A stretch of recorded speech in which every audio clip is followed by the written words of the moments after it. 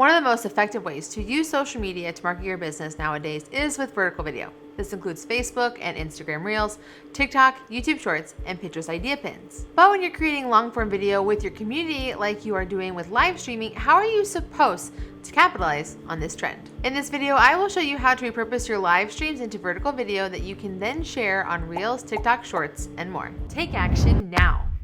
Hi, my name is Desiree. If you're looking to grow your business with better social media and content marketing, take action now.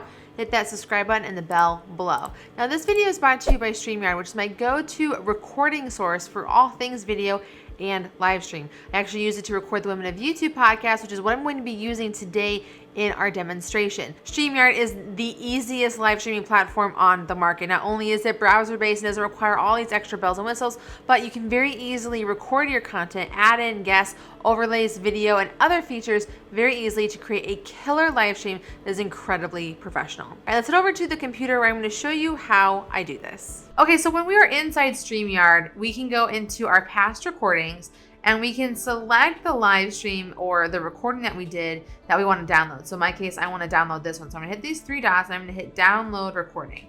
I'm gonna be given the option to do video, audio recording, or individual audio recordings. This is helpful if you are doing a podcast. So I need the video, so I'm just gonna hit download recording and it's going to download natively to my computer. One, we have our like side by side, our zoom in, our close side by side. So we're gonna be creating a couple different versions that we can use to repurpose with this. So I use a tool called Kapwing. So it's free to use. You just create an account with your Gmail account and you can kind of go from there.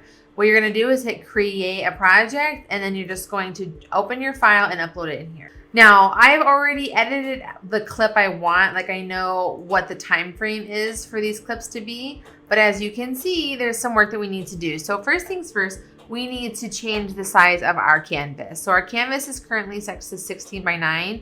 We need to change it to a 9 by 16, which is the standard size for all things video.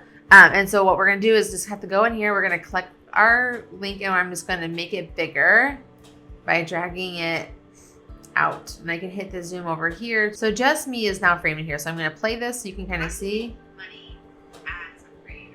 Okay, so that's how I have this looking. I actually think I might go a little smaller and I might be able to show the red a little bit because what I really need, like this part and this part don't matter as much in the repurposing because this is like where your text and stuff is gonna go on your, for your TikTokers or in your Reels, and up here at the top is usually where like you have your branding.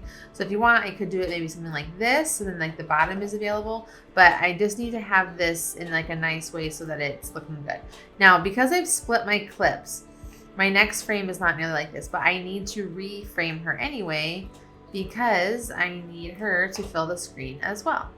So I'm just going to do this. I'm going to watch the clip just to make sure that this cuts nicely.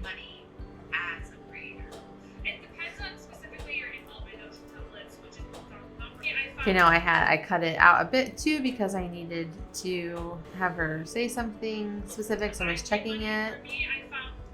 Okay, so I find that this is working just nicely. It's gonna go all the way through. It's less than the 59 seconds I need it to be. Yes, I know TikTok is 3 minutes, but Reels on Facebook and Instagram are less than 59 seconds. So we wanna make, and Shorts are 59 seconds as well, so we wanna keep it here. So I have this here. Now I'm gonna go over here. And I have this other clip I have that's just like a solo one of me talking about something. And I want to have that as well. Now I want to add one extra layer for you. I think it's really important to add subtitles to your clips. So what you're going to do is go up here at the top and hit subtitles. And what's nice is that it will auto-generate your subtitles for you. So you can just hit auto-generate and it will take a second, but it'll auto-generate your subtitles for you so you don't have to worry about them. So we can see what this all says. So we're gonna hit play. Okay, now as you can see, we've got, I think, a little too many lines up in here. So what I'm gonna be doing is actually copying and breaking them down so that they're a little less invasive. So I'm gonna duplicate this. I'm gonna delete this part. And this is where you just kind of have to adjust it so that it can work well for you so that it accomplishes what you're wanting it to do. So we gotta adjust our timestamps here. And so what I'm doing is I'm looking up here and seeing like where I need to kind of cut them down. As you can see in these yellow bars. So I'm gonna actually just go back to the renew and I'm gonna go over here to these dots and I'm gonna hit make a copy. And what it's gonna do is create another copy for me to edit And what I want to do is I want to have just my other clip on its own over here. And then I can just go back over here and I'm able to continue to edit in the original file. So I'm going to delete these real quick. Okay, so what I did when I was in the editor is I just made sure that all of this stuff looked and was where I needed it to be.